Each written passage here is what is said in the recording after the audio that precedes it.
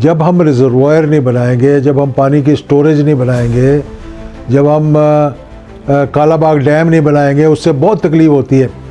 क्योंकि हिंदुस्तान ने एक मरतबा ये कहा था कि हम पाकिस्तान में कालाबाग डैम बनने ही नहीं देंगे। क्यों नहीं बनने देंगे? कि पाकिस्तान के अंदर रिजर्वायर ना हो, पाकिस्तान को फ़ायदा ना हो। और उसके लिए हमारे जो एजेंट हैं वो माशाल्लाह बड़े मुतहर्रिक हैं और हम उनके ज़रिए ये काम करवाएंगे। और वो काम यही हुआ कि कुछ सियासत की नज़र हो गया और कुछ पॉलिटिकल पार्टीज़ की नज़र हो गया। और मार्शल लॉ के दौरान जो ये बन सकता था तब भी ये सियासत की नज़र हो गया।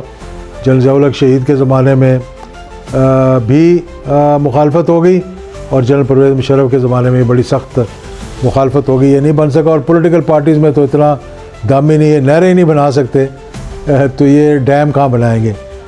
इनका तो ये हाल है कि किसी का पानी अगर हम नहीं भी रोक रहे तो वो यही कहेगा जी ये नहर बन जाएगी तो हमारा पानी जो है वो कहीं और चला जाएगा, हालांकि उतना ही पानी अगर उनको दें। तो सबसे बड़ी बात जो मैं करना चाहता हूँ वो ये है कि हमें डैम बनाने चाहिए। चलो कालाबाग डैम को हम छोड़ जाते हैं, हम सफ़ेद बाग डैम बना देते हैं, छोटे छोटे डैम बना देते हैं, रिजर्वायर बना देते हैं, हाइडल के प्रोजेक्ट्स लगाते हैं जिसको हमने डिस्करेज किया और IPPs में चले गए, ना बिजली सही बना सके ना, और पैसा हमने इस तरह ज़िया किया कि हमारी ज़रूरत से डबल बिजली हमने बना दी और अब घर बैठे बैठे लोग पैसा ले रहे हैं।